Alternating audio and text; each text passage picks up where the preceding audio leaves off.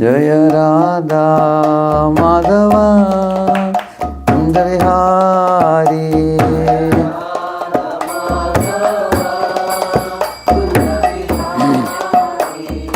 राधा माधव कुंज विहारी।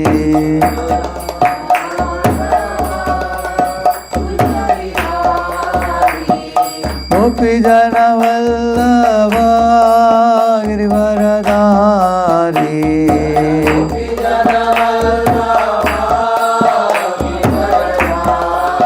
यशोदानंदन व्रज जन Ranjan.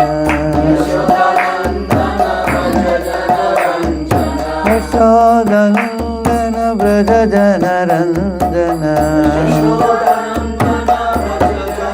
Navratri रावणचारी।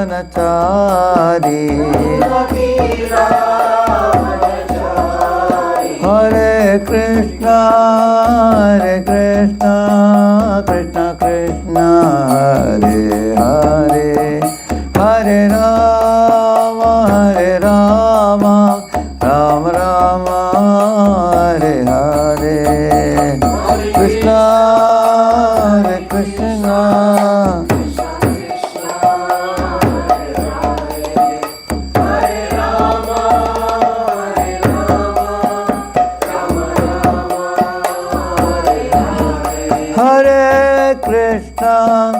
Hare Krishna, Krishna Krishna, Hare Hare, Hare Rama,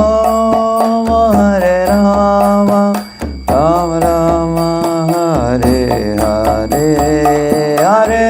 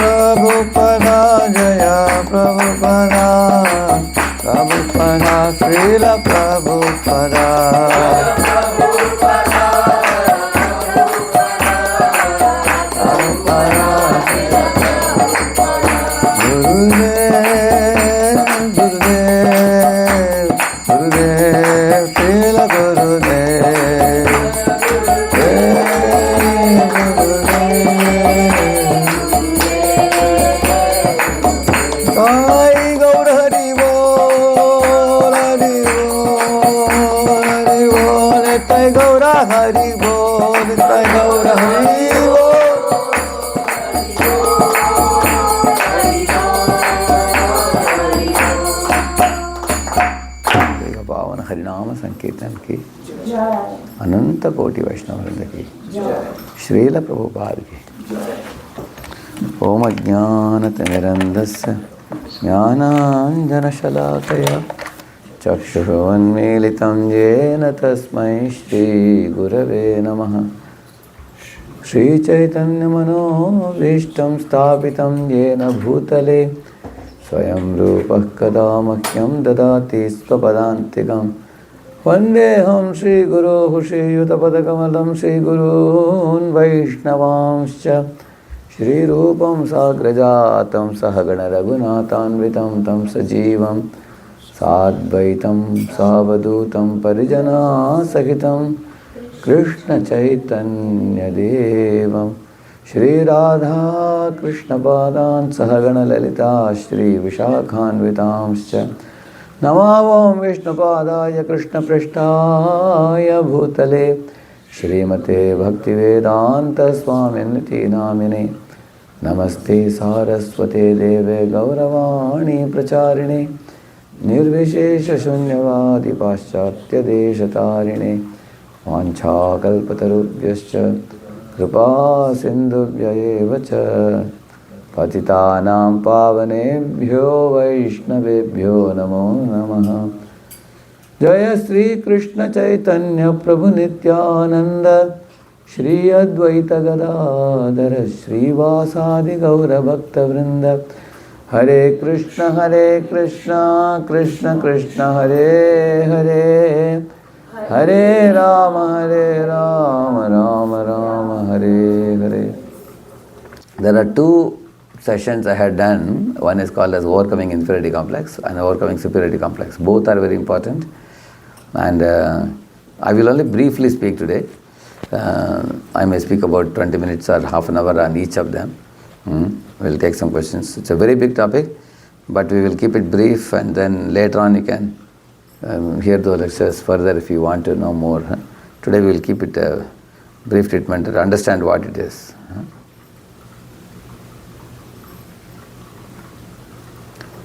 So as you see in the pictures here, you get an idea what it is. Like you see these two girls, one is looking at the growing plant of the other. She's not happy. She's feeling jealousy or unhappy or something. Not able to experience joy to see others grow.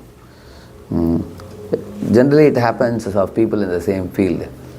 Say you are a book distributor, somebody else is a book distributor. They are getting many scores, big scores, and everybody is appreciating them. Then you wonder why no one appreciates me. And why no one appreciates me? Because I cannot do like them. So then one feels some unpleasantness in the heart. Same manner, there can be competition between Pujari and Pujari. Or Mataji are making garland maker, one Mataji, another garland maker Mataji. Cooking. Or preacher and preacher. There can be unpleasantness. So this unpleasantness, why it comes? It is due to something called a scarcity mentality. What mentality? Scarcity. So opposite of scarcity mentality is abundance mentality. Abundance means in this world there is enough for everybody and much more. And everybody can be successful. You can be successful, I can be successful, everybody can be successful.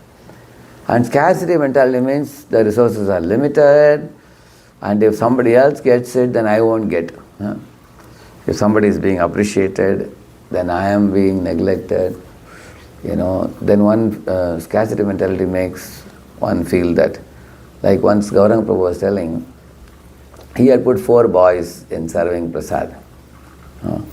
So one boy was put for serving sweet rice, and he was giving only half a spoon sweet rice to everybody who was coming. And there was a complaint in the line that that fellow is giving only half of this thing. And Gauranga Prabhu said, hey, Bharpura, you can serve 1 or 2. If somebody wants 2 also, you can give 2 spoons also. Why are you giving less? He said, okay, but still he was not extending beyond 1. Again the complaint went. Then Gauranga Prabhu became upset. He came to him and said, hey, why are you serving so less? Otherwise move out, we'll put another devotee, he said. Then Gauranga Prabhu found out that devotee was fearful that sweet rice will get over and he won't get it. And then after that, after Gauranga Prabhu immediately told him, first you make your plate now, he said. He made his plate with 4 spoons of sweet rice. And then he covered the plate and kept it down. Now when he started serving, he was happily giving 2, 3, 4 also he was giving to everybody. So that means first what mentality he had? Scarcity mentality. And now after that he got, well, fear is gone. So in our life also, Gaurav later on used to tell me this. He said, पहले बहुत बड़ा कंजूस था, बाद में सोचा अभी भविष्य बड़ा उज्जवल है. क्या उज्जवल भविष्य है? Plate is already made. So in this way, so the scarcity mentality makes us feel inferiority complex. If somebody else succeeds, I am a failure. If I succeed, my friend is a failure. I have beaten my friend down. Somebody feels like that. That is also wrong actually. It's not that when you succeed, somebody else is a failure. It's your own mental concoction that when you succeed, somebody else fails. Actually, people appreciate you for what you are and they appreciate them for what they are. And also you will find very exalted Vaishnavas, they derive inspiration from multiple Vaishnavas. And the example is given if you read the book called as, there is a book, Caring for Krishna's Devotees by His Holiness Niranjan Swami. A very brilliant and beautiful example he gives. He says that in the entire range of mountains in the Mount Everest, one mountain is called as Kanchenjunga. That's the tallest mountain, Mount Everest. There is no mountain beyond that. That's the tallest one. So while looking at the tallest mountain, you also see mountains next to it also. Series of mountains. One is very tall, one is little smaller like that. In the same manner, all of us have a great affection and respect for our own spiritual master. At the same time, you also see spiritual masters of our gurus, god brothers also you see. Then you see his disciple and many other gurus' disciples also. Next level you see people. So in this way you can take inspiration from multiple people, and those people who can take such multiple inspiration from a dozen Vaishnavas, they are actually called as Antarmukha Shishya. Nobody will even know whose disciple they are. Like I had gone to some temple, they asked me, Radheshyam, you are exactly whose disciple? Are you Gopaksha Maharaj or Lokanath Maharaj? I said, you find out, yourself find out, I said. Later on they found out, you are Radhanath Swami's disciple. We never, because you praise all these different gurus, sometimes we are confused. We are in Pune, are you from Chowpatty or from Pune? My Guru Maharaj sent me to Pune in 1995. And he told me that if you please your local authority, who is his own as Gopaksha Maharaj, he said, if you please him, he gives a good report about you, then I will be pleased with you. Like that he said.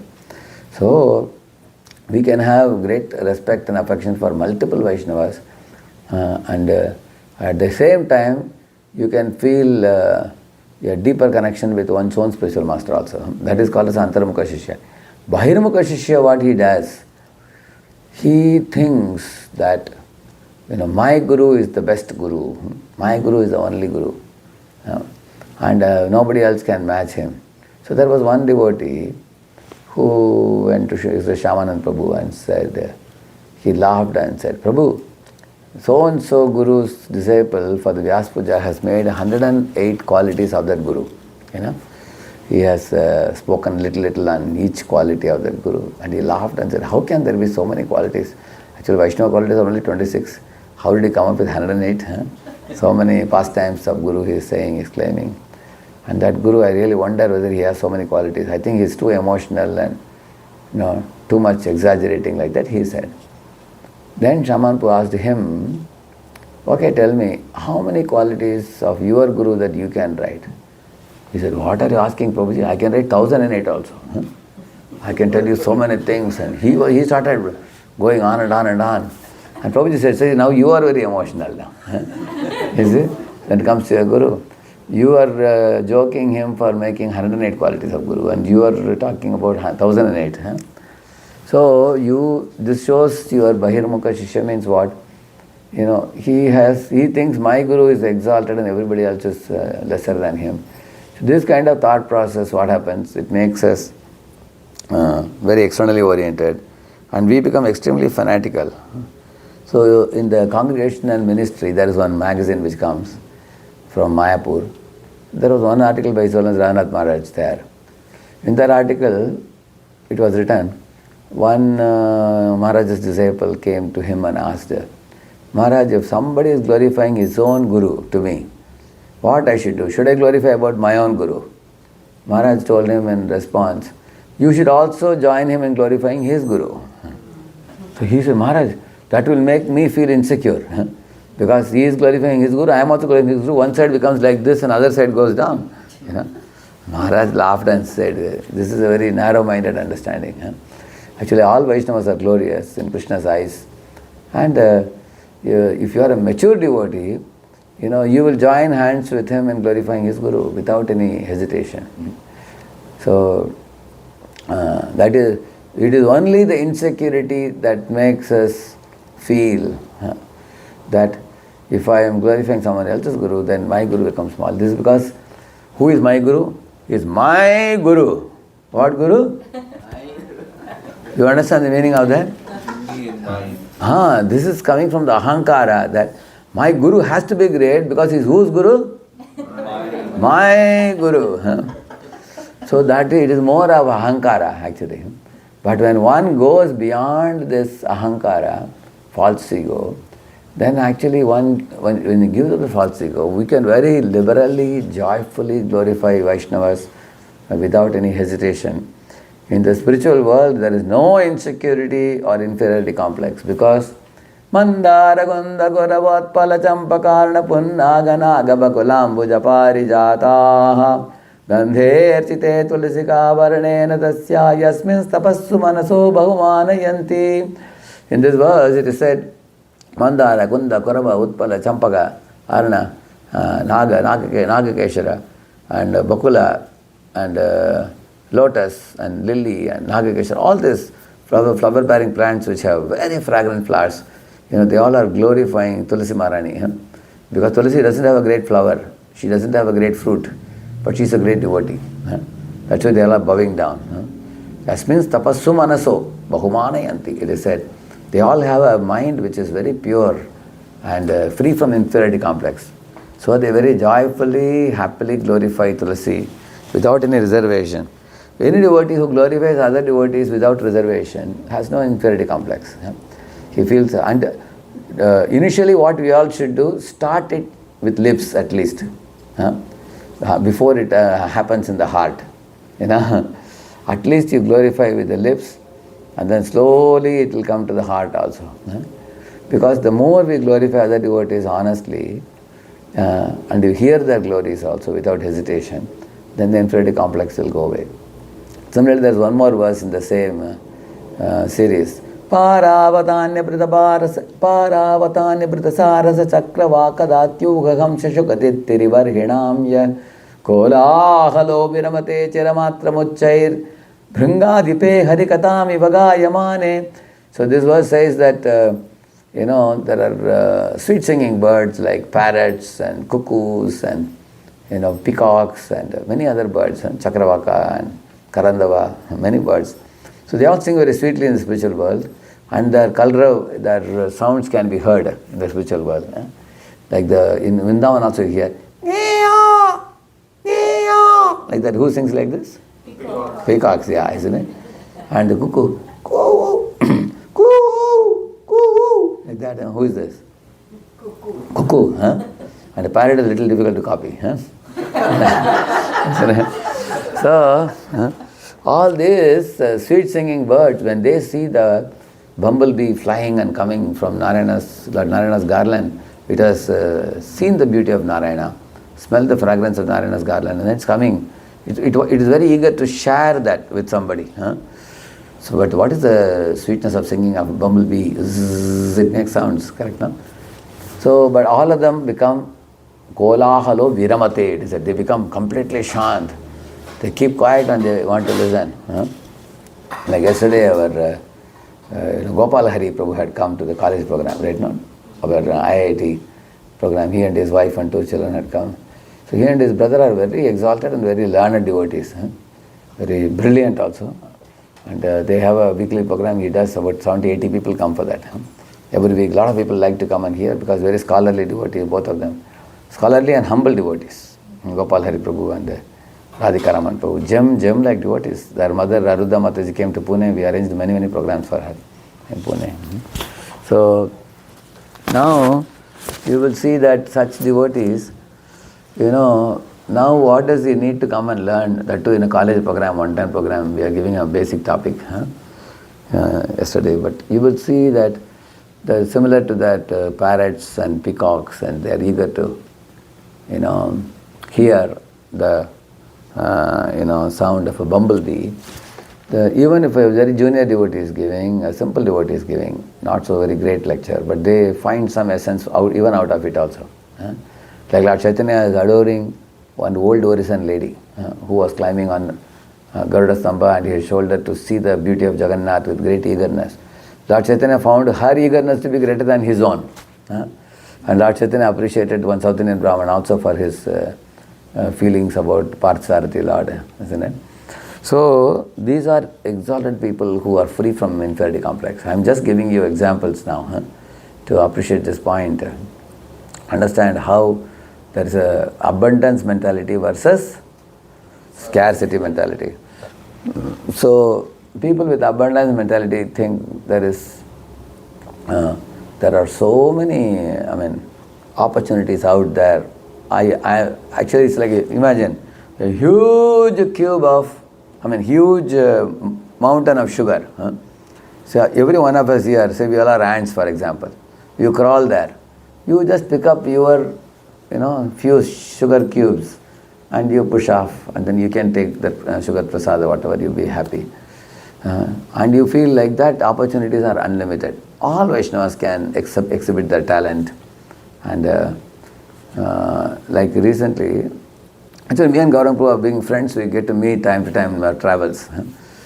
So, Gaurang Prabhu, I was telling Gaurang Prabhu recently that I am thinking of coming up with a leadership book. One book on leadership for the ISKCON devotees, ISKCON leaders and all. Then I said, if that devotee is writing, then I don't have to write, I said. He said, no.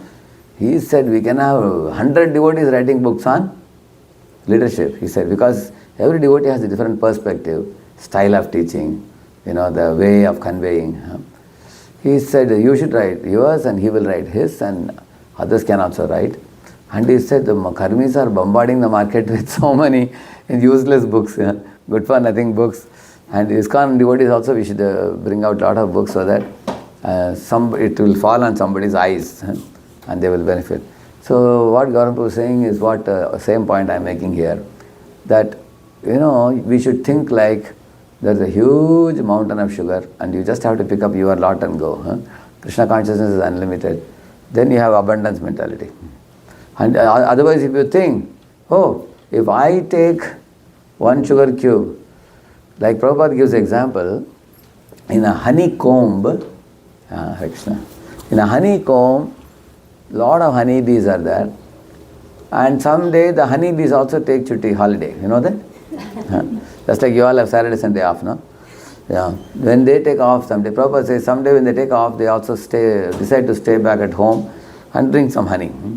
But while drinking honey, some of the honeybees who have inferiority complex, what they do? They are also worried that the other honeybees will drink more than me. Actually, there is a huge quantity of honey in that. They are only drinking little. While drinking, tung, tung,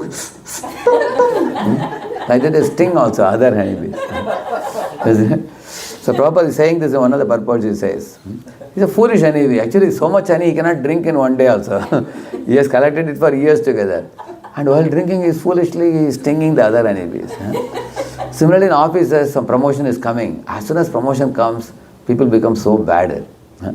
Because they go to the boss and tell bad about the other person. Because especially the person who is likely to get, he will not complain about anybody. And boss will also wonder suddenly why he is complaining about him. Isn't it? Because while climbing the corporate ladder of success, people try to sting others also. They want to make more money for themselves, nothing wrong with that. But why do you pull the leg of others? Like a crab. That mentality is due to inferiority complex, you see. Actually, whether material life or spiritual life, if we don't work on this inferiority complex, you cannot be a happy person, even with lot of wealth. Generally, I used to have a notion that once you become Karodapati, you become satisfied and peaceful before. But actually, a Lakpati is always staring at Karodapati. A Karodapati is staring at Arabpati. Arabpati is staring at Kharapati, isn't it? And Kharapati is staring at Lakshmipati. He's thinking, how Lord is so happy. What about me? So, you will find big people like Kamsa is staring at Krishna, how to finish Krishna. Correct now? Or Jarasandha is staring at Krishna. Correct now? You will always see that, like Tridokadipati, or Hiranyakashipu, he was master of the three worlds, still he wanted to kill Vishnu, he says. How foolish it is, you can see that. So that means in this world, the comparison doesn't go away, even at very top levels, unless you do a homework to work on it. So I'm going to give 5 solutions to this. 5 practical solutions to inferiority complex. They are not at all difficult to know, but one has to apply them. And they are very easy to remember. 5-point formula. All of you please repeat after me. Aspire to do good. You will end up becoming great. Okay, I'll show you that. I'll show you. See, why I am not showing the PPT? Because if I show PPT distracts us very much. So I was thinking that if I show PPT, you will get lost in that. There are about 40-50 slides are there. So what I thought today I will do, instead of showing PPT, I will speak and I will leave the PPT with you as a homework for you to yourself go through. Because what I am speaking is some part of the PPT and much more elaboration than what is not in the PPT also. But when you go through the PPT, you will very easily understand it, whatever I am saying. So attention and absorbing the information is far more important. In PPT you may get lost watching what is this, what is that. That's the reason I am not showing it now. So, okay, repeat this first one. Aspire to do good, you will end up becoming great. So let me explain what it is.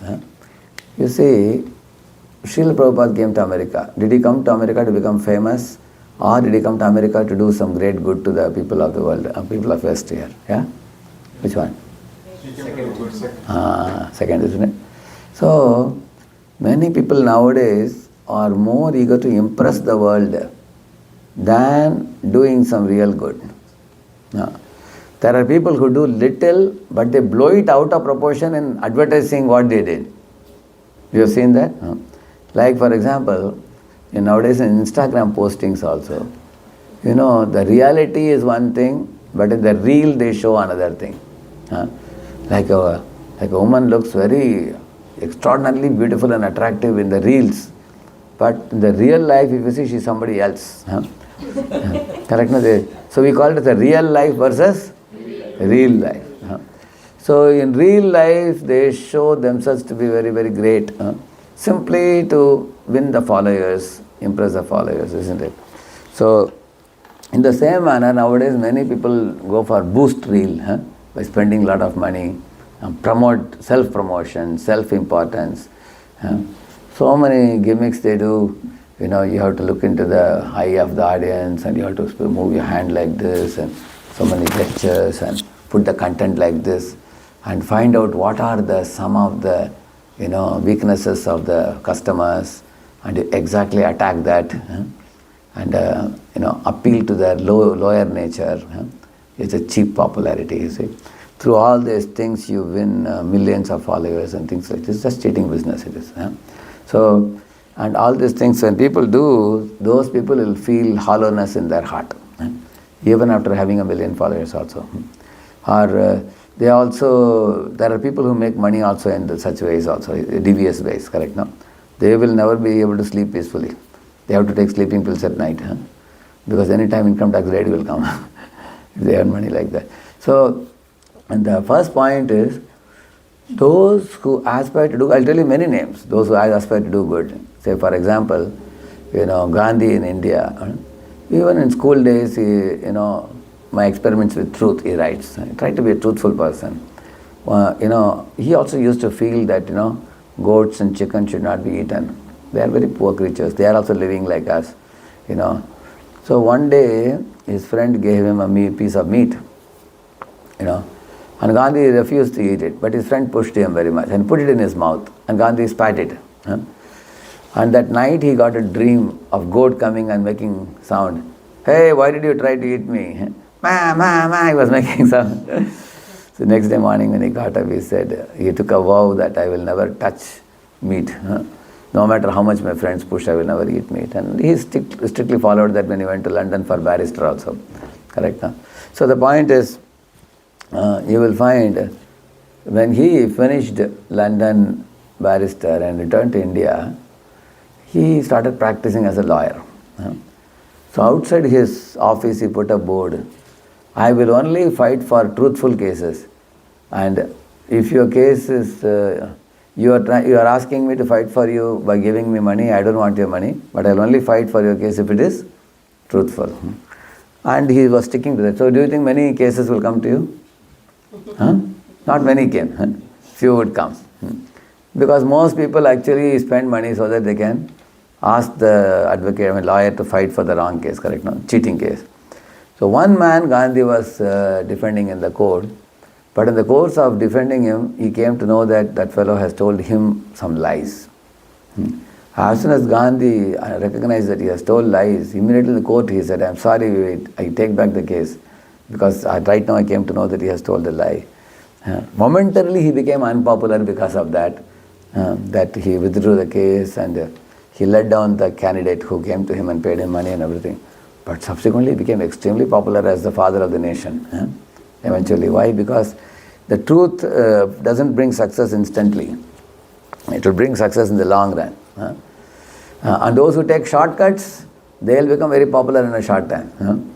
But in the long run, they will be exposed. Correct, no? So, like if you see Mother Teresa, for example, she found the lepers in the streets of Calcutta. She picked up one or two and started curing them. Eventually, she had 10, 20, and she needed facilities. Some people provided her. And eventually, that became a very big mission for her. Correct, no? Then she came to be known. Then India told her, you can fly in any plane you want. You can travel in any train you want, any bus you want, free of cost, they gave her.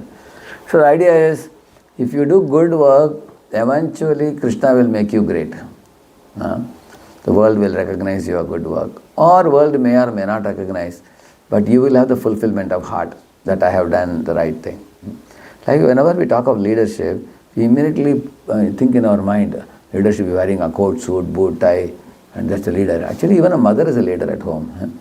Because mother and father are leaders by looking at whom the children learn. Correct or not? Therefore, because they are going to become a role model for somebody like the children, they are also leaders in that sense. Correct, no?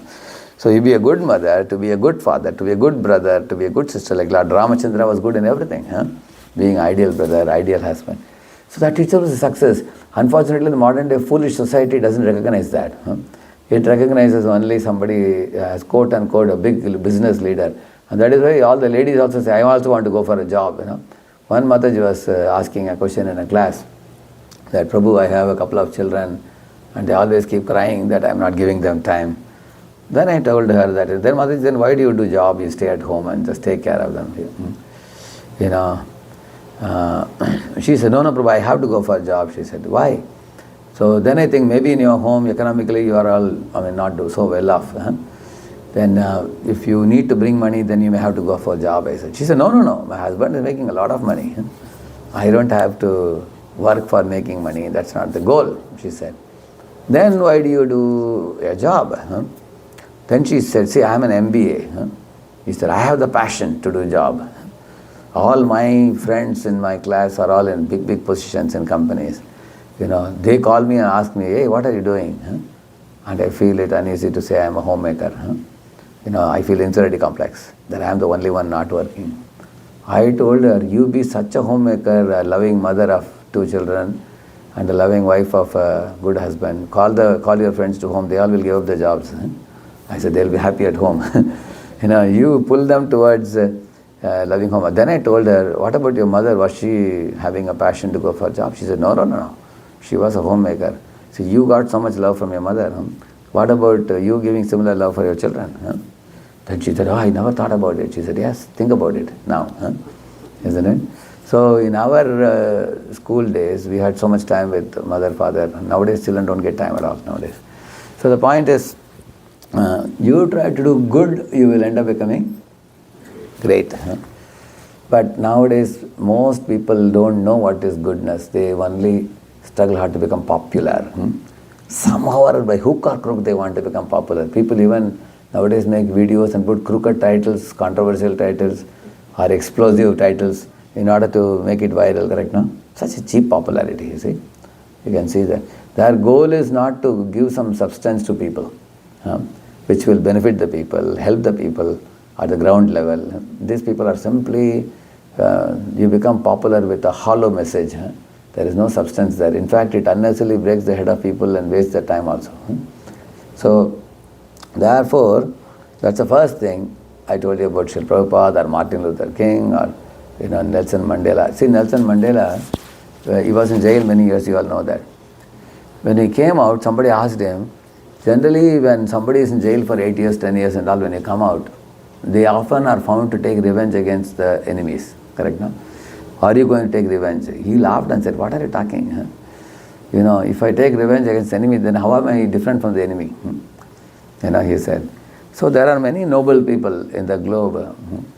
Nelson Mandela also got the association of our B.T. Swami. His one B.T. Swami has made many of the average leaders into great leaders. Highly evolved, high level consciousness leaders. So there is one Mataji in London temple, one Kulangna Mataji, my Guru Maharaj was saying that she makes a round cake, in the top of which there is a cream kind of thing. In that cream she puts design of like a muffin type of thing, She makes design of Krishna's flute, sometimes peacock feather, like that. Sometimes some design also, before offering it to Radha Landaneshwar. And Maharaj was telling, most fellows when they get the Mahaprasad from the altar, somebody gives them. As soon as they get in the hand the cake, they put in the mouth immediately. Nobody sees that. What design she has made. But then Maharaj was telling, but one person has seen that design. He said, who is that? Krishna has seen the design. So paying attention to details is a sign of love. So she takes a lot of time to make that. In temples they make design for Krishna's face also, like Radha Govind in Radha Govind in Brooklyn. Also Radha Madhav in Baltimore, also black deity. They take a lot of time to make the design. Pujari cannot make it very quickly. It takes time. So somebody pays attention to details by taking out time, Then Lord also takes notice of that. So these people actually are doing good and they are not looking for becoming great. Like for example, one old man was planting a coconut tree, small sapling. So some other guys came and asked, hey old man, you are already 90, by the time coconut tree becomes big, you won't be able to, enjoy the coconut water or coconut pulp. What's the use of planting it now in such an old age? He said, what are you talking? I am planting it for my grandson, he said. Because people are used to selfishly act in this world, they never think about doing something really good for others, you see. So doing good actually means, love God, love all. That is a fundamental universal law, which if you can assimilate and live and practice it, you will be a person feeling the greatest fulfillment in your heart and feeling the greatest inner confidence. But if you don't follow this law of love God, love all, you only love yourself, me and my comfort. You can try to become great, but that greatness will be hollow. That's the first point. Second point, you all can repeat after me. Bhakti is for all, big and small. Big and small. So this I tell to devotees. For outsiders I have another formula with B, I'll tell you. You can recite that also.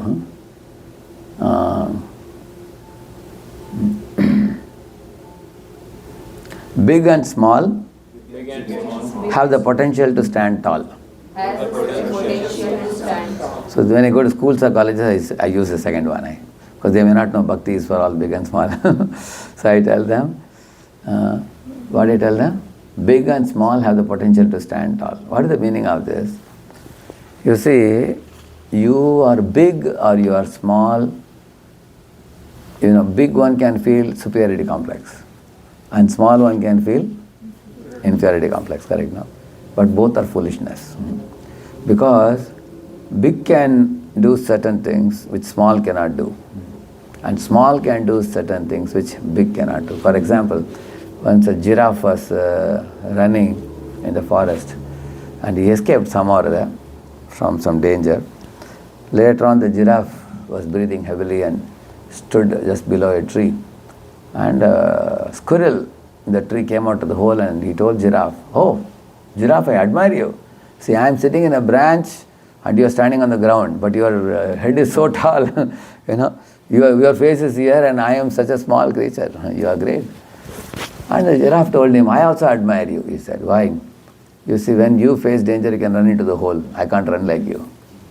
When I run, my neck gets stuck in some tree. I can't run away like you. You have that advantage of being small. Now I being big, I am prominently visible and I can't escape very easily, he said. In the same manner, in society, if you become very, very big and prominent, then a lot of people take notice of you, they can pull your leg also, correct or not?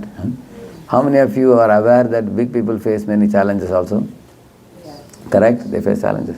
So, like, you want to become popular or big, you see, the Sri Devi, who became she's a South Indian actress, but she became a popular Bollywood actress also later. She went to Gulf, and then one news item said that she left her body there. But 2 days later, another news came that she had put herself in a bathing tub and drowned her in that water, and she sort of suicide type of thing. No, we don't know what is that matter. Why did she do that? What was some unhappiness she was undergoing? God knows. But the point is, very, very big actors, actresses also cannot peacefully walk on the road. They have a lot of threat for their life, or they are undergoing a lot of challenges also. Big politicians, they have so much high-level security. You will see that. You have so much freedom, correct or not? Isn't it? So you cherish your freedom. So big people have their problems. So we may desire to be big, but we don't want the problems allied with it, correct or not? We want to be as free as we are now, but we want to also become. How many of you understand this point? You understand the point? We want the plus points of being big, but we don't want the minus points of being big. But everything comes as a package. Yeah, that we don't understand it. See, once upon a time, okay, let me tell you this example of this squirrel. Squirrel was small, Hanuman was big. But Lord Rama appreciated whose service? Both service appreciated. But it's amazing that he appreciated the squirrel service. Squirrel just put a small piece of stone, but he put the stone with his best capacity. Lord Ram put 3 lines on his back and said, Squirrel, I appreciate your effort. Lord said, Lord sees the effort, world sees the result, you see.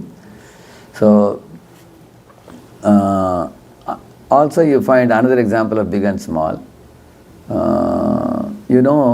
The crocodile and the lion, when they eat meat, something gets stuck in their tooth. And if they are unable to remove it, that is going to cause them some tooth disease. Eventually, it will become an infection. Eventually, the whole thing will spread, the whole teeth will get rotten. And they don't know, they can't go to a dentist also. Which dentist will repair them? Isn't it? It's going to be a problem, isn't it? So there is one small bird in the forest. God has created that bird. He goes and sits in their tongue and takes out this piece of meat after they finish meat eating. After finishing meat, they will be looking for the bird. Exactly, bird comes somehow by Krishna's arrangement. He comes and takes it out, and that way the bird also gets his small piece of food. It's a small bird, a very, very tiny bird. He gets his food, and the lion is relieved of the birds, relieved of the thing sticking also. So do you think the lion or the crocodile will eat that bird? Why it will not eat? What is the reason for that? Help. They are symbiotically related. They are symbiotically related. That means the big creature depends on the small bird. And the small bird, for his food, he needs the big one. So God has created this world in a symbiotic manner. Parents, are needed by a small newborn baby for the breast milk and everything. And when the parents become very old, they need the son or daughter to take care of them.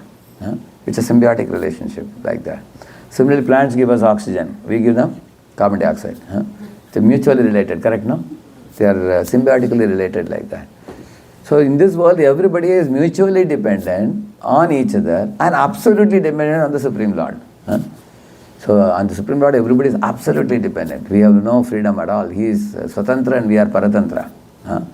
So when we understand this principle, then we will know that big or small, they both need help from one another. So one should never think I am completely independent. Nobody is independent except God. God is only Swarat. We all are dependent on somebody or the other. So, like for example, you are a team lead, your success comes from your team members. Agreed? Imagine you are an arrogant team lead, and you think my idea is the best idea, my opinion, and you tell everybody, hey, you guys, I don't want any idea from you, don't waste my time, I know what is to be done, you guys just execute it. Do you think they'll cooperate? No, they will definitely cooperate to make sure you fail. That's why they'll cooperate. Because they will think you are thinking we are muffs, so we will prove that you are a muff, correct? No? On the other hand, you throw the point to them and say, please all of you give your ideas, hear from them. And after hearing from them, you tell your own idea and you finalize it, they won't mind it. Why? Because you have heard them. They won't mind it. They will say that our boss is a good boss. He asked all of us and he was able to control his own opinion till the end. At the end only he revealed. So they will be happy with you see. So therefore, don't think your subordinates are smaller than you, you are big. They may not be able to do what you can do, but they can pull your leg. They can actually create nuisance for you. You all agree? Especially those who are in that position, you will understand what I am saying. Isn't it? They can be a nuisance value, correct? No? Yeah.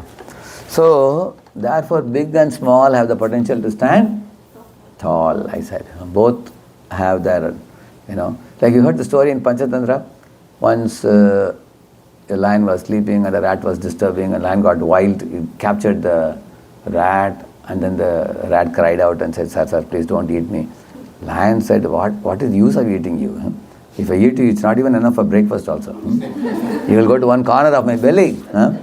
He said, and he threw away the rat and said, get out of this place, don't disturb me. He said, rat, while running away, while going, he said, sir, since you saved my life, I will also do some service to you in future. And the lion laughed and said, I'm king of the jungle and you will serve me. No, I don't need anyone's help, he said. But 6 months later, the lion got caught in a net. And he just couldn't escape at all.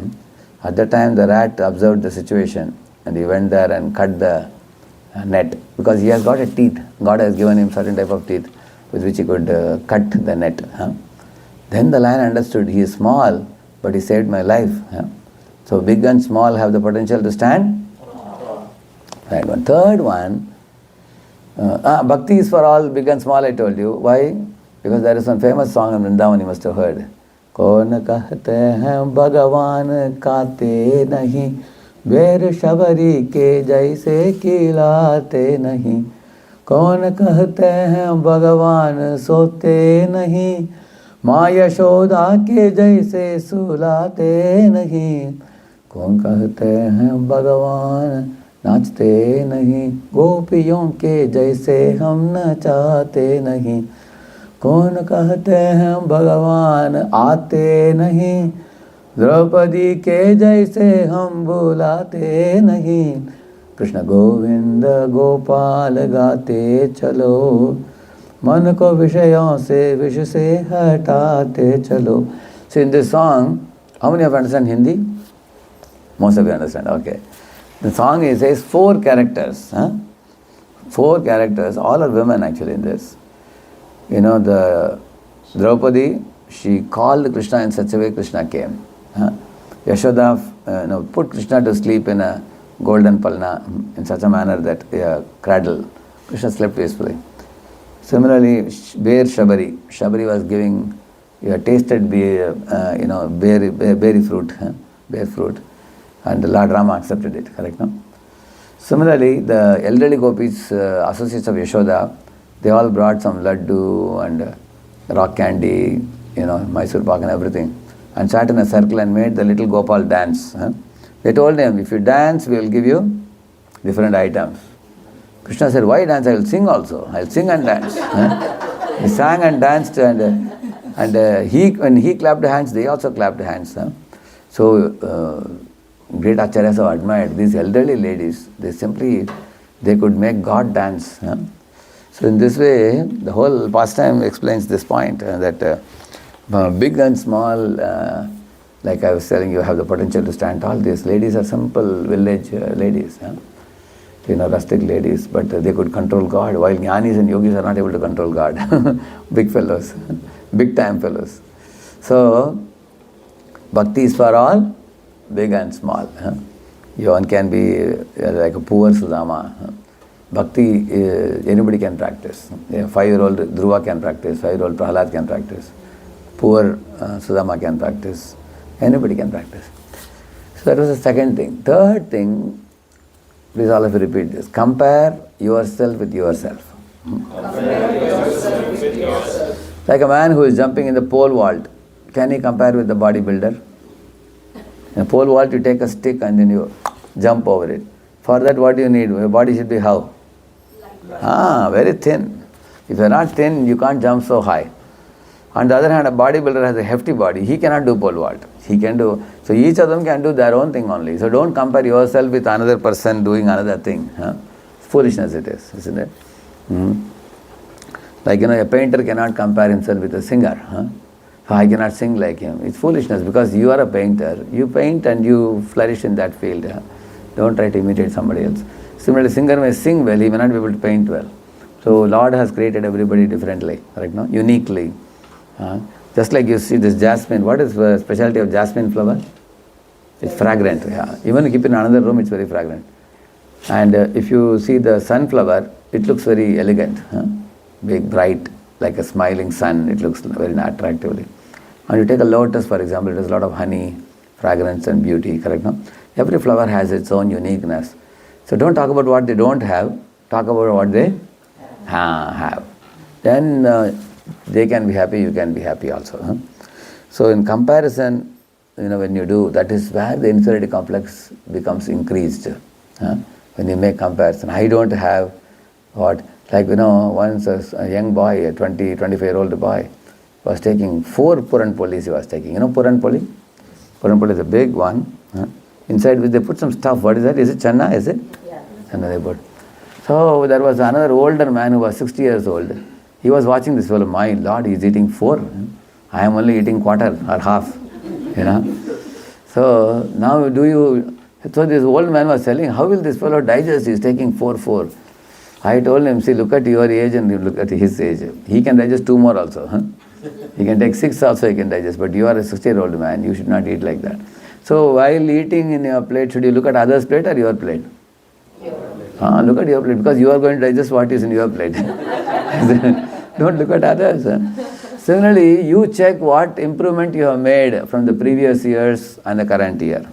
And from here, where do you want to go? What improvement you want to make? Think about that. Don't look at others. Because if you look at others and become envious, if this old man is envious of the young boy eating a lot of Puran Poli, will that increase his capacity to eat? It's a waste of time, correct? No? He will only be burning in the heart. So don't waste time comparing yourself with anyone else. That's the point. Like there was a crow, which morning he would get up, he would be depressed in the early morning. And the wife said, such a bright sun is shining in the sky. And the forest is full of greenery, in such a beautiful place. You get up in the morning with such a sunken face, sad face. What is the problem? He said, I am the worst bird in the entire world, he said. He said, why do you think like that? Because then the crow said, look at my color, look at my voice, look at my life. So I am going to go out, do some little more research about this and come. So he went out to Cuckoo and said, Cuckoo, look at your voice, how sweetly you sing. Coo! Look at me, I sing crank, crank, crank, crank, like this. So my life is pathetic, useless, he said. And Cuckoo said, look at your color, I am also black, you are also black. So why do you make so much difference between us? Anyway, my voice may be a little sweet by God's grace. But he said, I am also not very happy about my existence because I think a parrot is better than both of us. He said, the crow said, yeah, I think parrot is the best bird in the whole world. Then he went to the parrot. The parrot, he told the parrot, parrot, look at your body, you are green. People say parrot green. When they talk about green, they say parrot green because you are so famous in the world. And look at your chonch, your beak. Your beak is reddish. And your body is green. You look most elegant bird. Parrot said, maybe I am a little beautiful, but not the way that peacock is beautiful. Look at my feather, it's like this only, this much only, little feather. Look at peacock has such a huge feather. When peacock dances like this, I feel very envious. I can never dance like this, I have such a small feather. How will I take this and dance like this? Isn't it? So, he said, I am also feeling inferiority complex, he said. Then he went to the peacock. but searching for the peacock, and then at last he found a peacock in a zoo, a huge feathered peacock with thousands of feathers. And he was opening it and a lot of people were watching that peacock. So he told the peacock, "Oh peacock, you are the most beautiful bird in the entire world," he said. Peacock said, "Maybe, but you see, these human beings have arrested me because of that. They put me in a jail." And the peacock said, "Oh my dear crow, your life is much better than mine." He said, "Why?" "See, nobody will catch you and keep you in a zoo. But they have put me in the zoo, you see. Therefore, your life is far more joyful than mine. You can fly in the free sky, without any kind of restriction." When crow heard it, his depression got evaporated. Then he came home and told his wife, "See, I never thought even a peacock will adore me. Today I got appreciation from a peacock." So he gave up his inferiority complex after that. Correct, no? So now the crow learned that there is no need to compare myself with and other people. Compare your improvement, what last year, what I was doing and now what I am doing. Because everybody in this world is put in a body with very rigid type of situation based on your karmic reactions, prarabdha karma and everything. You don't know your past account, but you know what are your abilities. SWOT, SWOT analysis we do, strength, weakness, opportunity, threats. If you make for yourself, from there you try to find out what are my strengths and what are the opportunities that await me, and try to grow as much as you can. And pray for God's grace and go on. And you can compare with others. I don't say you shouldn't compare. When you can compare, I'll tell you, you are such a abundance mentality person. Not a scarcity mentality fellow. Abundant mentality people, what they do, they compare. "Oh, that preacher is better than me. I think I can better go to the preacher and learn from the preacher." Similarly, this preacher is, little inferior and he is working hard and struggling and needs my help. Then I can extend my help. Because knowledge, only one person has monopoly over all knowledge. Who is that? Krishna. It all belongs to him. So what will you lose by sharing that knowledge? Because the knowledge is there in this world. Even after you are dead and gone, the knowledge will go on in this world. So let me share the knowledge with others. So this is abundance mentality. Then you can also compare yourself with others with the intent to help someone or intent to take guidance from someone. That is a healthy comparison. Unhealthy comparison is somebody is better than me, I become envious. Somebody is inferior to me, I ridicule them, mock at them. Then one should not compare. Better compare yourself with yourself. Okay? Then fourth one, D, devotedly do your work. Don't do it for duty's sake. Okay, you'll remember this? Please repeat. Devotedly do your work. Don't do it for duty's sake. What is this? I will tell you. Let us assume that one of us is not very great star. We are not very smart. We are a mediocre. But mediocres can do some things which can make them as valuable as a star. Say you are working in a company, for example, you are very punctual to the job. And you are also very humble while dealing with the boss. You make the boss feel that he is very important. You are also hardworking. And you are also very simple and cooperative with the multiple team members. If you can do these things. And also you are a steady performer, but not a very big performer. You are steady. And you don't get carried away by mood swings and all. And you are also working in the same company for years together. You don't have a habit of hopping and jumping to different companies. With little increment of salary, you are happy staying in the same company for many years. You have proven yourself. You feel, and you are loyal to the company. You don't release secrets of the company to anyone. You are loyal to the boss. So these qualities are also not ordinary. I told you almost 8 qualities now. If you have these qualities, even if you are not a star, still company will keep you. You understand now? That is why there are some people who have a great agility. You know the word agility? Agility means ability to fastly change as per the needs of your boss or the company, and you have people agility means you can work with all types of people. If an angry person shouts at you, you will say, "Sir, why are you angry with me? Please tell me." There are people who can ask like that, correct? No? Or some people, if he is shouting, that you are shouting, he also shouts. Correct, no? So if you are a person who has the agility to deal with angry people also, then the boss thinks, if I shouted at another fellow like this, he would have taken me to task. But this fellow is a humble fellow. Whenever I want to vent out, I can shout also, still he is humble. So then that is a very big qualification on your part, correct or not? Is it not true? You have people agility. Similarly, some people can take last minute assignment. They will not yell, or they will not do non-cooperation. They have that stamina to take you tell them that something is very important to be done. It's a very big work, very urgent work. Sir, when is it to be done? Right now, start now, he says. So some people can take it like that, correct now? So these qualifications make you a superhero or a superheroine in comparison with others who are big stars but who cannot work in a team. You have seen people like that? Like if you see Steve Jobs, when he was working in the company, he has his own Apple company. But the 4 or 5 people below him, they threw him off. He was the owner actually. Because at that time he cannot work with anybody. He will say, hey, you don't understand this? Such a small thing, yeah, what is this? He wouldn't do a team kind of thing. They threw him, in 2010 they threw him. 2015, they all realized that without him, they cannot grow the company. They again took him back. But now the Steve Jobs 2.0 version is not the same Steve Jobs 1.0 version. It's a new version. What is the new version? He learned the art of working with people also. And then he came up with iPod and everything, many things like that. So devotedly doing also, can make you very great. For example, Srila Prabhupada was living in Radha Damodar temple. Every early morning he saw 5 o'clock, one old lady with her frail body, she would bring this water in her shoulder for, offering to service of Lord Radha Damodar, correct, no? Prabhupada saw her whole hands, body was trembling, she was 80 plus. For her to bring that pot of water is not an easy thing.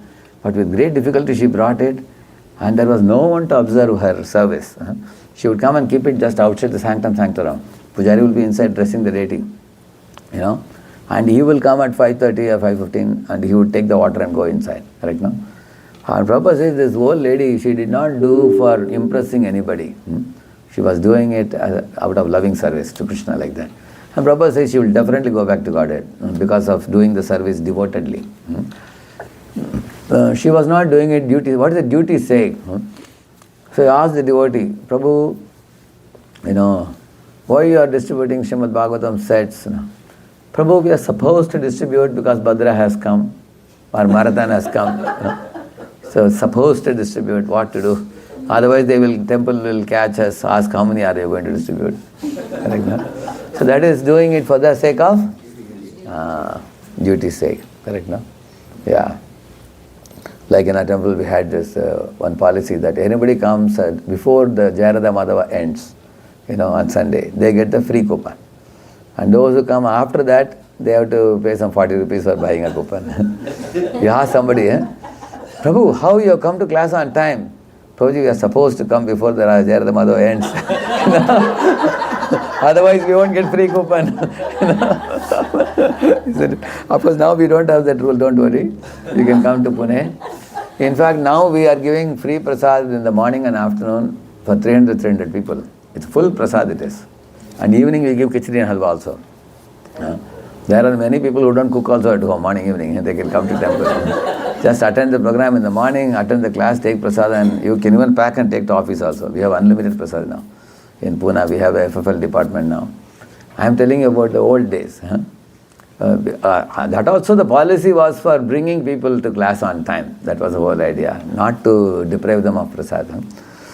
So, but somebody may do things for what sake? I am supposed to do it. I'm not very, actually that is like, therefore we say, you like ordinary dosa or masala dosa? All of which dosa you like? Because in masala dosa, what is inside? That makes it very special, right? Similarly, Krishna says, you are offering me devotional service. Tesham, that satata is the masala. And then bhajatam, he says, you engage in devotional service, but satata means always. Then bhajatam, you are doing my bhajan how? Preeti purvaka. then it becomes like special dosa. Otherwise, tesham yuktana and bhajatam, that's all. It's an ordinary dosa, correct, no? So, this is what makes your devotion service very special, correct, no? Very special. So, that's what I'm telling you. Do it devotedly. Don't do it duty sake. That is the point. And then, so I told you about D now. And then E. Empowerment through prayer. You can repeat that? You can gain empowerment by prayer, like Hanuman prayed to, his guru Surya Deva. He prayed to Lord Ram, Lord of his life. He prayed to Vayudev, who is his father. He prayed to all these people before jumping off from the Mahendra Parvat, you see. So what happens when we pray? Is it a psychological thing or a placebo effect that you just close your eyes and offer a prayer and then you get some confidence? People think like that. Actually, you may not even know. They have done experiments in the field of psychometry, So they say that you keep one person in one room in the hostel, and at the end of that lane, entire hostel wing, keep another boy in the last room. And this boy, you tell him at 11 o'clock, you think of some hateful thoughts about that fellow. And at 1 o'clock, think of some well-wishing thoughts. And you tell the fellow to do this. You go to that fellow and ask him, today, between morning, 9 to 2, tell me, did you experience anything? And that fellow exactly says, 11 o'clock, I was feeling little fear. I saw somebody is going to do something to me. And at 1 o'clock, I felt relieved. I felt very peaceful. Because thoughts are like potent weapons. They are like an invisible bomb, the thoughts. So the well-wishing thoughts, you don't even know how much good they do for the child or do for others to whom you are thinking of well-wishing thoughts. I'll just show you this thing. There's an Adventist physician in St. Helena, California. Her name is Dr. Arlene Taylor. If you want to write that name down in the back of your bulletin, take a look at her website. She's a brain specialist. She works with the brain surgeons and the neurosurgeons and the brain specialists, but she's especially been involved with neurosurgeons that are not Adventists, that they're not even Christian. They don't believe in God. And they've discovered something very unique. Jeannie actually, when heard her, did a powerful research about the brain, and I've gone to her website, communicated with her. She reports about these non-believer brain surgeons and specialists who are now doing laboratory experiments on, are you ready for this? Prayer. Now, I took chaplaincy at Loma Linda and so forth, and I know that the hospital doctors and surgeons are always happier when an imam or a bishop or a priest or a minister or a person will come in and have prayer with the patient before surgery. They couldn't understand it, they don't understand it, but they know that prayer makes things go better for the patient and the family. But how do you prove that in a laboratory? Because science in medicine is all based on testing and laboratory. You've got certain drugs, you take some of the real thing and the others are placebo, right? And then they decide which ones to put on the market. How do you test prayer in a laboratory? Ellen White says something about this. She says that when we pray, the brain emits electrical impulses. Now, I personally believe that God has a great big cosmic computer, and that big screen, he can catch those prayers, and he can also communicate with me that way. But scientists now, Dr. Taylor says this, in blind studies, they have put these electrodes on your head so that when you pray for someone who's in intensive care in the Orlando hospital, maybe they're even semi-conscious, they don't even know. They don't know about this and you don't know. But when you pray a prayer for anyone, the instant you pray, something happens in the brain of that person you're praying for.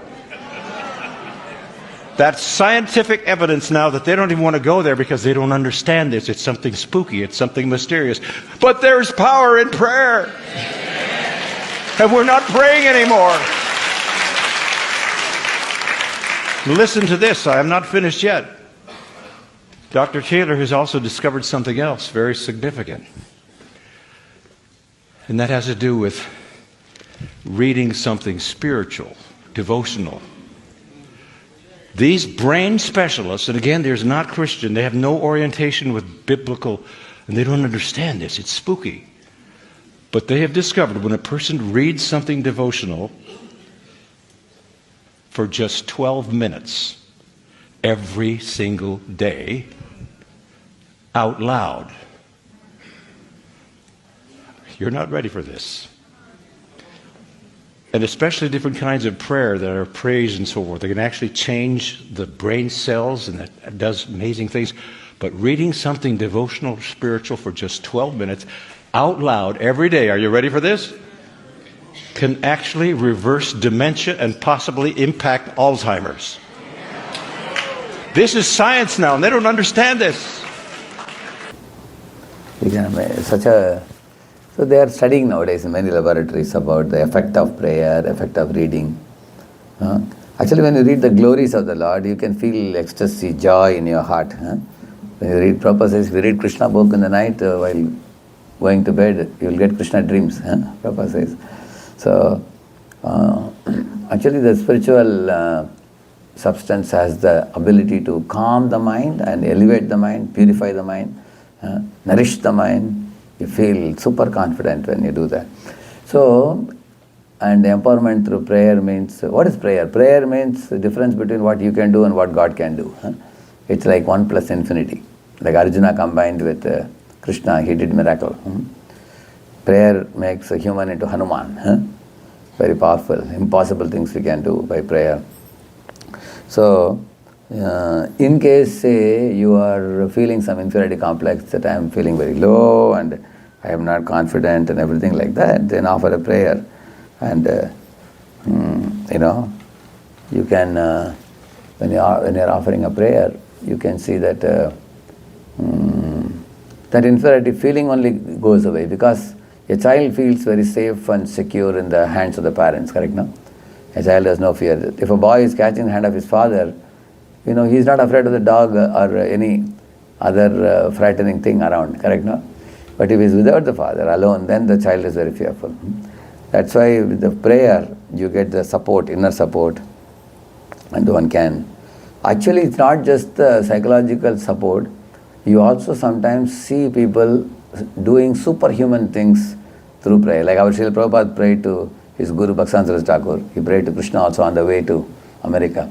Then what followed was a great history. I mean, in the next 10, 12 years, he did a humanly impossible miracle all across the globe. So by prayer, you get empowerment. Pandavas were 5, Kauravas were 100, but how Pandavas won is a miracle by Krishna's touch, correct, no? Yeah. So 5 things I told you. What is the first thing I told you? A, aspire to do good. You will end up becoming great. But how do you end up becoming great? Because for that, devotees know very well. Do your best and let Krishna do the rest. So making Prabhupada popular was what Krishna was doing. So Prabhupada came to America to make Krishna popular, and Krishna made Prabhupada popular. It's like amazing phenomenon it is. Prabhupada never cared about his popularity, but Krishna made him popularity. Yeah. And the second thing, B, I told you? Bhakti is for all? Big and small. And I told you the same lines. Big and small have the potential to stand tall, I told you. And then C, I told you?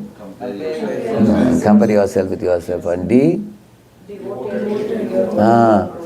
Do your work devotedly. Devotedly means what? Throw away your lunchbox. Throw away your watch and forget the lunchbox. You say, no? Like one example, I'll tell you who did devotedly. Our Yashoda Maya, when she was binding Krishna, there is one verse which says, I'll tell you that verse. Gopinam susmayantinam smayantim vismita abhavat, it says. See, when all the gopis were smiling at Yashoda and saying that, hey Yashoda, look at you, morning to evening you are trying to bind your Gopal, but he's not getting bound. I think today it is not in his fate that he has to be bound by you. And you're wasting your time. Better go to kitchen and do your work, they said. And they were smiling while saying this, and she was also smiling. That's the most amazing thing. Because imagine morning to evening you're trying to do a work, it's not happening. Many of us would get Frustrated. And the result of frustration is anger. Or we will get depressed. Depression is in which guna?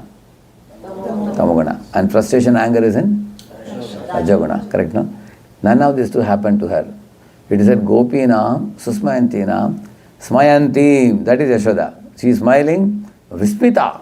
Curiously, she was put into wonderment and looking at Gopal. How this small kid, I put bangles, it was going in. I put necklace, it was going. I put nupur on his feet, it was going. But why this rope is not going? Because the rope will stop him from going for stealing butter. That's why Krishna's Vibhuti Shakti didn't allow her to bind her. She wasn't knowing that. But the point is Yashoda's attitude. Look at her positive attitude. When you are facing challenges in your life, look at that difficulty with curiosity to learn something out of it, rather than get frustrated or depressed or things like that. And the next verse says, Sumatu Sinnagatraya Vistrastakabarasraja Drishtva Parishramam Krishnaha Kripayasit Swabandhane. That verse says, she did that binding of Krishna pastime by considering Gopal as her own son. Swamatu. Mamata. With mamata ke saath kaam karna chahiye. We should do service with mamata, feelings for the Lord. That's why we call it as a loving devotional service, not frustrated devotional service or grudging devotional service. Like sometimes the devotee says, Prabhu, if you don't find any devotee at all for doing the service, at last you come to me.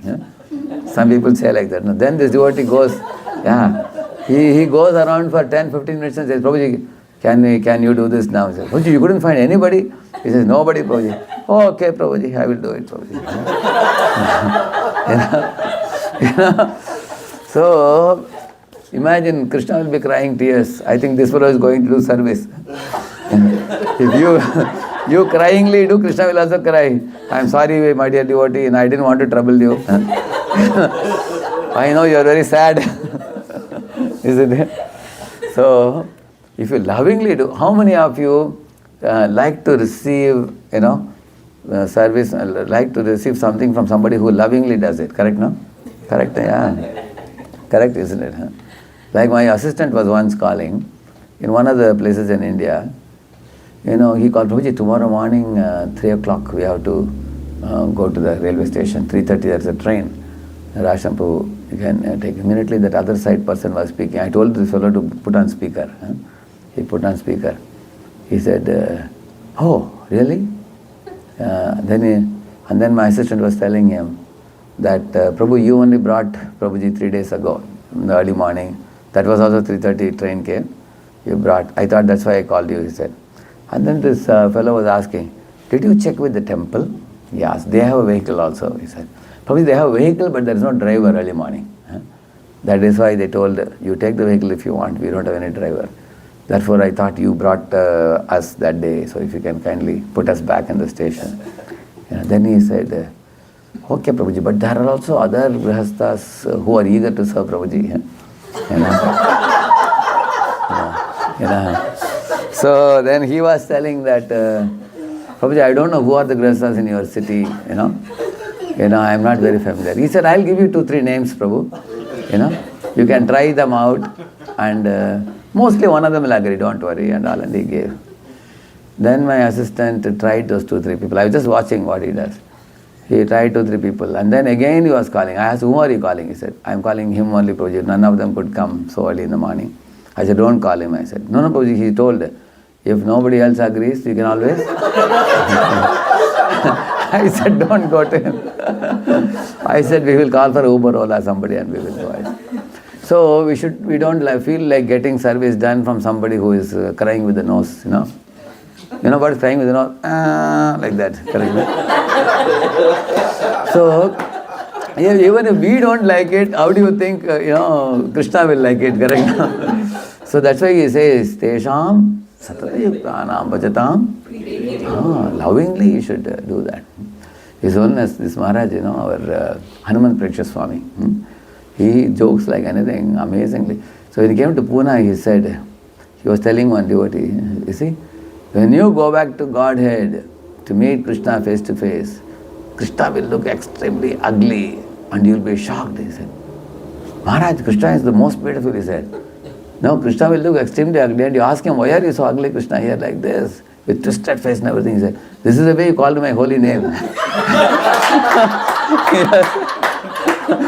I am reciprocating with the way you called me.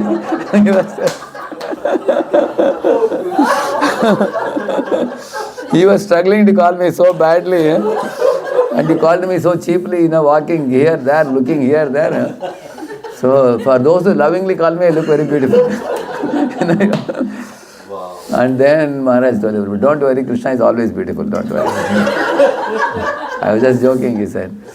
So, in this way, see, the point is, the devotional service should be performed lovingly, correct? No?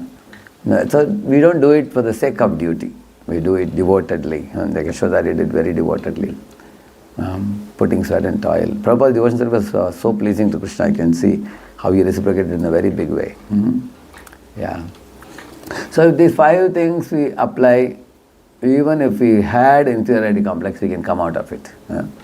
We can rise above it by even taking some of these steps in our life. And I won't speak on superiority complex, that's another big topic, it'll take an hour or so. Another time when I come, you can remind me, next time probably speak on that. I can take some questions, 5 minutes. Is it getting late? Yes, we can take.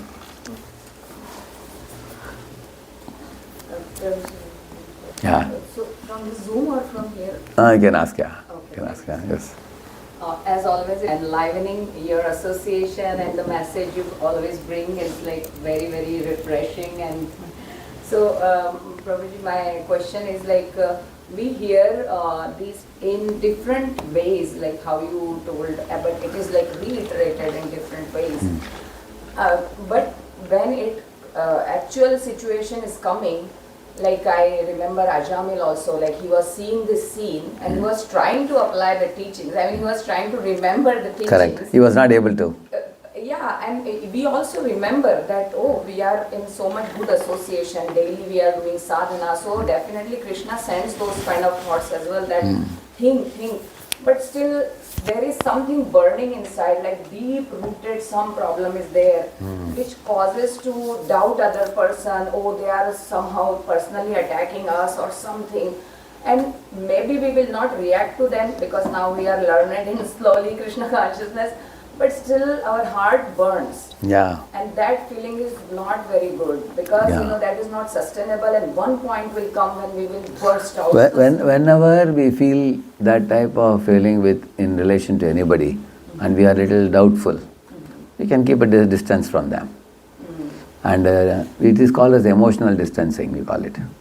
Emotional distancing means not only you physically keep away, you emotionally also keep away. Like sometimes people are physically away, but they keep calling that other person to check what is going on in that fellow's mind and heart. They want to confirm that, are they having bad feelings for me or good feelings for me? That means they are not emotionally distancing, they are physically distancing. Physical distancing is not enough. Emotional distancing means put a complete screen.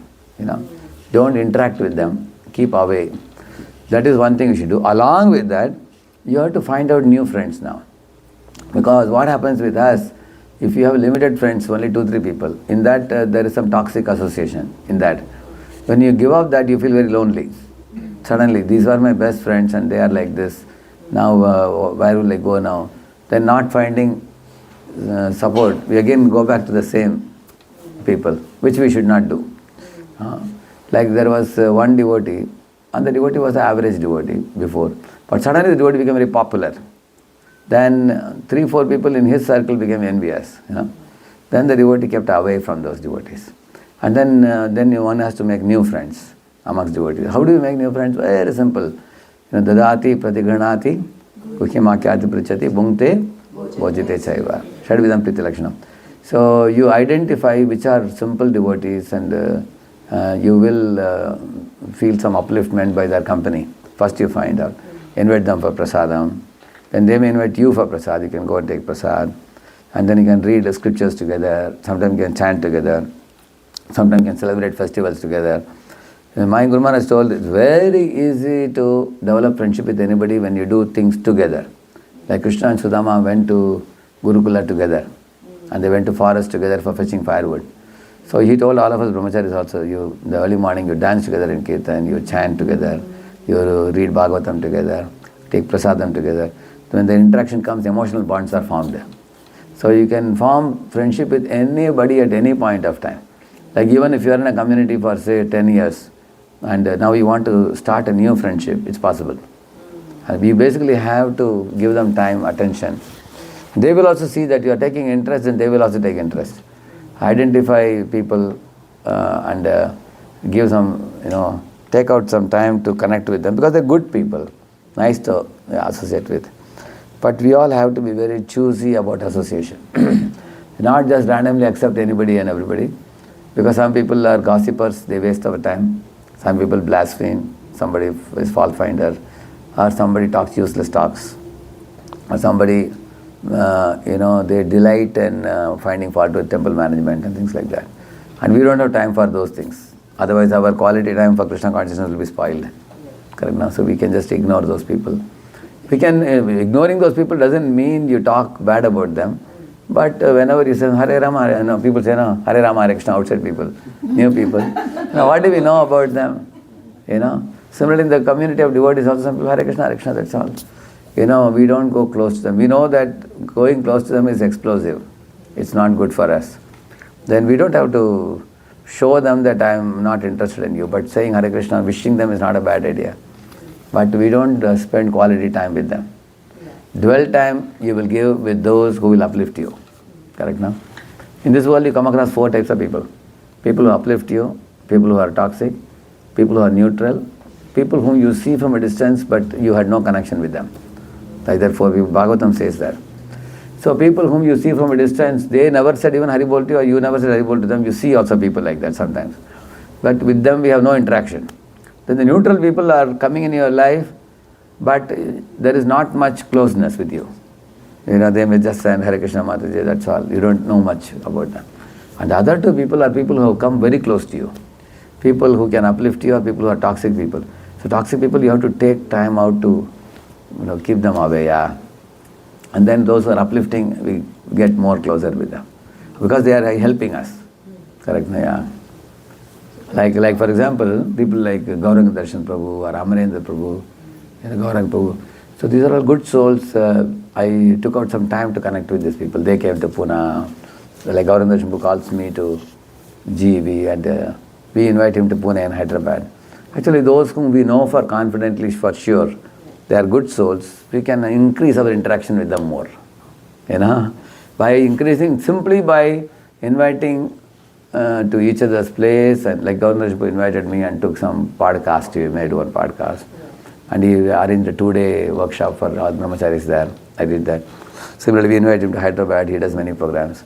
So, in this way, they may be junior, they may be senior, but good souls, we can make a list of people whom we know, and then we can work on improving our relation with them. Invest in a very pre-planned way, quality time by giving them. Correct now? Then we'll become very healthy in our heart by bringing them in our life. Otherwise, other people, toxic people are very dangerous. They are like mantra or like shakuni. Very dangerous it is. Yeah. Because, because they are currently immature and their heart is very currently, like undeveloped or underdeveloped. So, if we are going to connect, we ourselves are struggling and we should not. It's like a drowning man, you give your hand, they will pull you also down. Correct, no? So let us be very careful in choosing association. So I speak a lot of lectures on association. If you just put Radheshyamdas association, you will get 5-6 lectures like that on different, how to associate more close. There is one lecture on Guhi Makati Prichati. I did in Richmond, I think. Another one is called Preeti Lakshana. So these type of lectures are very good. You can learn more on these things. There is one question here. Sundarachal Prabhu is asking. I vouch for this also, Prabhuji. I had memory loss issue before I started my bhakti, and my problem was subsided so much by daily reading Prabhupada books. Haribol! Here's the devotee. He's a big book distributor in Baltimore, this devotee, Sundarachal Prabhu, disciple of Vaishnavas Prabhu, very, very powerful disciple, powerful distributor. Sundarachal Prabhu. Sundaranand Prabhu is also there. Sundaranand Prabhu is the WhatsApp admin of this group. This is called Bhaktavali group. There are about 35 people in this. I generally do from India on Wednesday, Thursday. I do 2 days a week. I do between 5, like here it comes in East Coast. It comes between 8:15 to 8:45 or 8:59. I think for all of you this side it will be 7:15, I think, is it? 7:15 to 7:45, I think, yeah. If anybody is interested, you can. Actually, this I started it for the mentors. There are Mataji mentors, Prabhuji mentors. They are all youth mentors or book distributors. So they will distribute especially to college youth. And they will get the contacts and come and give it to the other people who are going to cultivate them. Like that, I started this. So many of them are very active people in this group. Yeah.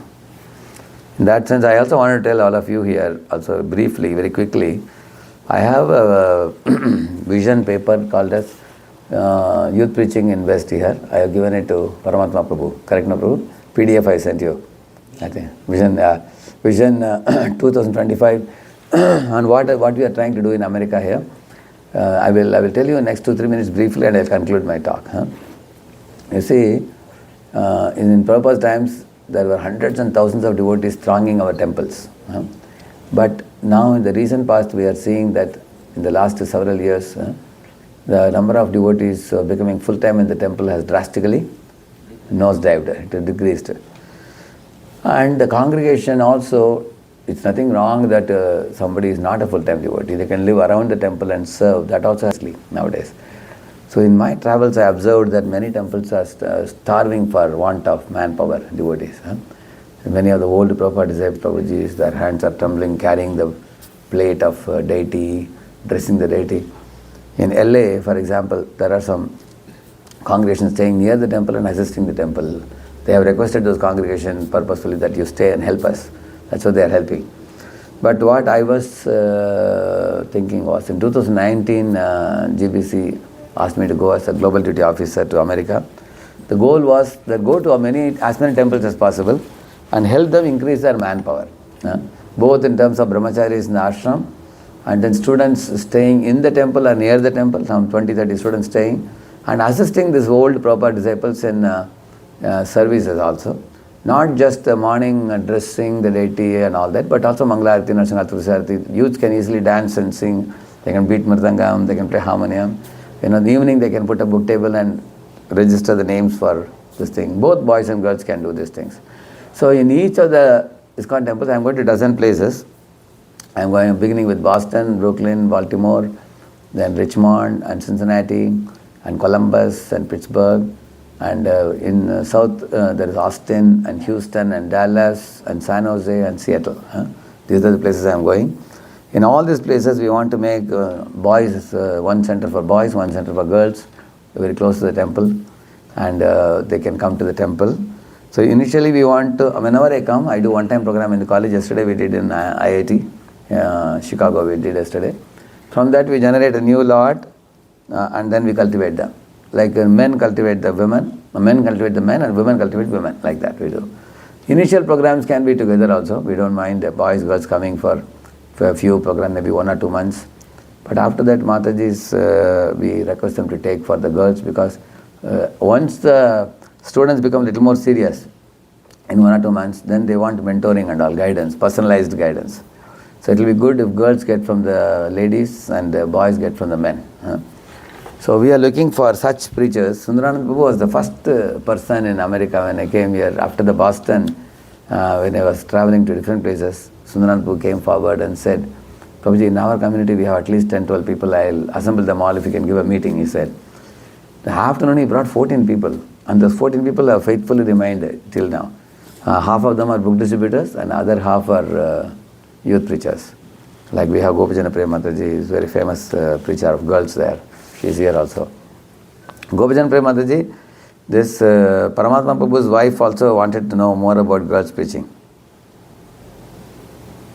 So she is very active. Sure, Prabhuji. I'll connect with Mataji. Yeah. You know each other? Where is your wife? She just She went, yeah. She knows her? No, she don't know. Yeah. And like that there are others are also, some of them They are all either book distributing or preaching to you, people like that, they are doing. So we gather together on Wednesday, Thursday, because we are reading golden purports from the Bhagavatam. We are reading. We are gradually doing for the first canto we are doing. But sometimes I am also planning with this group to do something related to youth preaching type of workshops, seminars, to polish more. We did one mentoring training program for 2 days we did, like a retreat we did last time we did. Basically we want to keep the group of, I want to have about 100 to 200 mentors in America here, different places, and all of them coming together for retreat. When I come 2 times a year, I'm thinking like that. I had a 1 hour, 1.5 hours meeting with His Holiness Prabhupada Maharaj also. We had a Zoom meeting, and Maharaj, because Maharaj is a very experienced preacher here for more than 50 years in America here. In many places he's doing youth outreach. So Maharaj was telling that many of my disciples are close to universities, and they are preaching in the universities, and they are also having a small sangha of 10-12 couples they have. And then Maharaj said, so you do near the temples which I am doing now. I am doing close to the temples. And then university students eventually take jobs and they stay in the temple and near the temple. We want to see the temple helped. So, and also I am sending many of the students to Maharaj's retreat in this Gita Nagari. So Prabhupada Maharaj does 4 retreats he does. 2 of them are for the new people. So there also we send all our students from Dallas, Baltimore, Boston, everybody goes there. So we send like sometimes 35, 40 people we send. That also. So when I come here, I only come twice a year. I come for each time 45 days I come. Total of 3 months. But one more thing I have done is in this 12 or 13, 14 places, I have put one youth preaching expert advisor I call. There is one devotee here, Raghava Kripa Prabhu, who is in Boston. Now, some of the youth preaching expert advisors are in India, but giving like offshore project support. Like in America, offshore projects go to India. Similarly, spiritual support comes from India to America. I have done the same principles. They're doing like that. And some of them, after giving some support, they are coming to America and settling here. Like Raghava Prabhu has come here to Boston. Now he and Manmohan Shyam Prabhu are staying in Boston. Similarly, in Brooklyn, we have Arjunanand Prabhu and Sri Gopal Prabhu, 2 more brahmacharis there. In all these 14 places, I want to put 2 like that, eventually, Krishna willing. So there will be 2 brahmacharis and there will be a grihastha group of preachers like this, many preachers. And then we are thinking that if each temple has like 2 brahmacharis and say 20 grihasthas, we have like that. They will be the core preachers. Each of them are cultivating 10 people. So 20 grihasthas are cultivating, 10 people means 200 devotees, correct? Now 200 youth devotees. And that's good enough for every temple. That's a plan actually. If any of you is keen to join this team, you are most welcome. Paramatma Prabhu is my contact point here. Whenever I come, I work through him. You can tell him that you are interested. Either Mataji, Prabhuji, any of you. We are working in a very coordinated way. We follow a certain syllabus. We follow. And the syllabus is, I'll just show you how simple it is. It is, see, this is a doc file I'll give you. This is one doc file. If you take it, you just click it. And then it gives you a link. And then this link, you click it.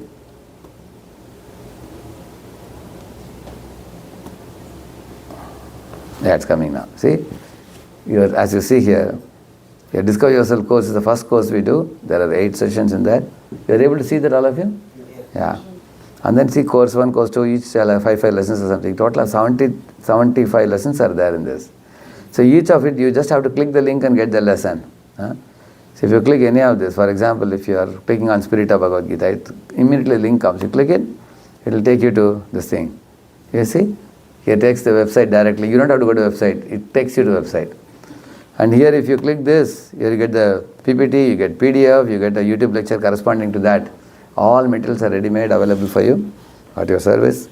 So you just have to go in the same order, keep teaching it.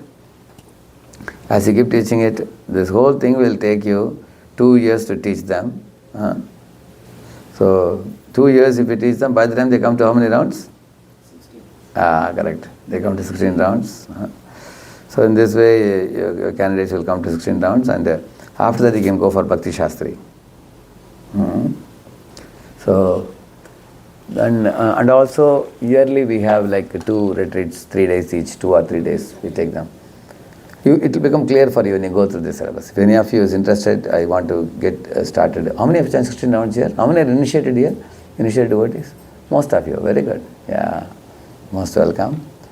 If you, basically you may wonder that how much energy time I have to give. You have to give here weekly, 1 evening or something like that. Other times the students are also busy. They have to go to college. They are busy. How to get started? It's very easy. You can, whichever area, locality, whichever university you are planning to target. Nowadays, many universities in America, I see, they allow you to put a table, book table. And just put a book table, if you go to my channel, I have put this LA. I'll just show you. Our Vaishnava Prabhu. So, and also this, what is his name? Vijay Prabhu. Vijay Prabhu teaches us how to distribute the books. You just put Vijay. If you put, you will get, I think.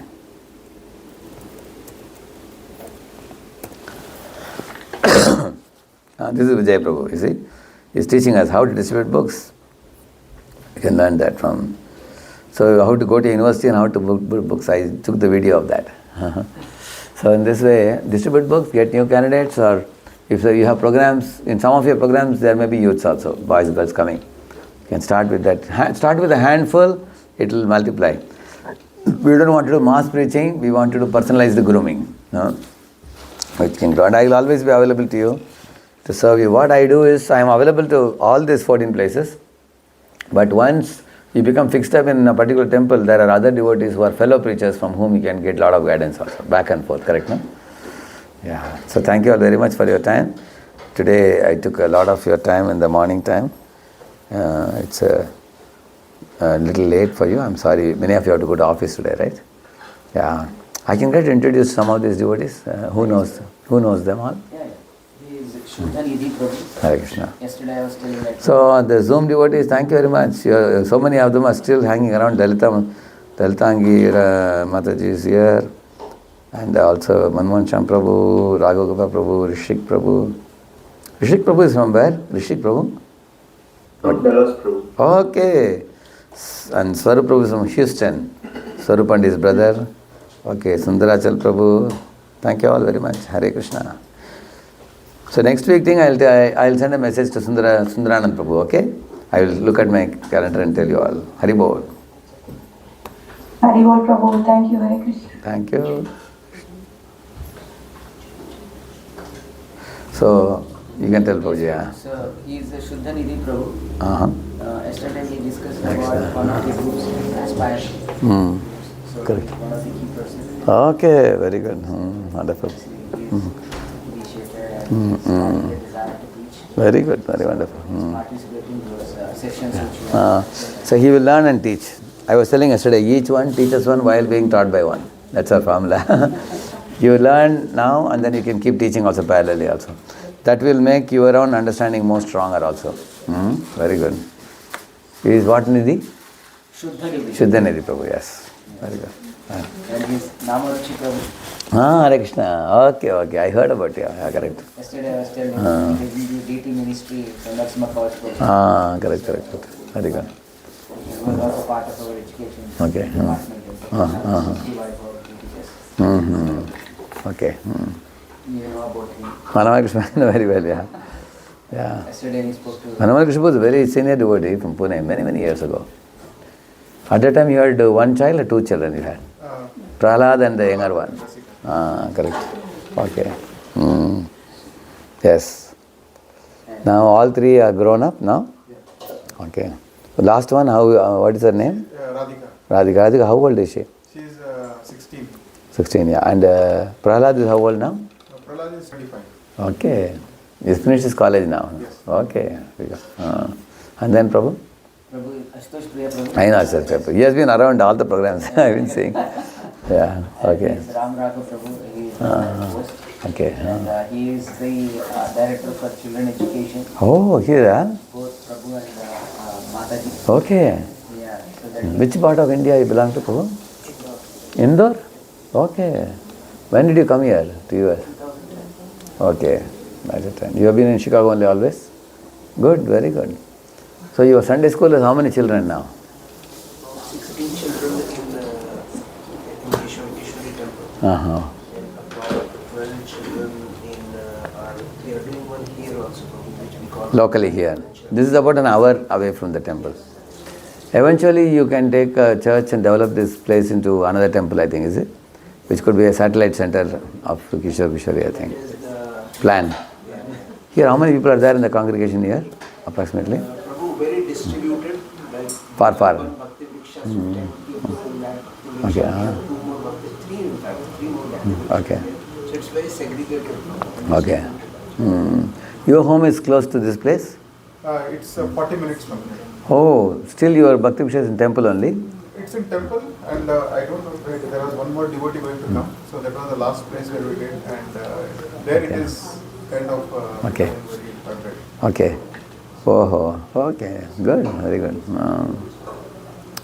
So these children are very, very important. They are future. These children will grow into youth kids in the colleges later. Very nice, yeah. So you all have a couple of hours on Sunday with them? Yes. It's an exclusive program, not that parents have one program and children have one program parallelly going on. Is it like that? No, we don't have parents, at least I am not part of parents program. Prabhu used to take one discovery. Okay. But parents come to hand over the child for the program and they come and take back. Yeah. So they don't wait. In the church area, that's what they do. But sometimes they also wait. They just sit there. So we were planning to start something. Chaitanya Kishore Prabhu is very active in that direction. We were planning to do something, but that has not yet started. Because some parents have become devotees through that. Because they're just idling in their car. One man was telling me in my travel, where was it? One of the places. He said, I used to sit in my car after dropping my child. It was in Harrisburg. So he said one day, after dropping child, instead of going to car, he sat in the temple.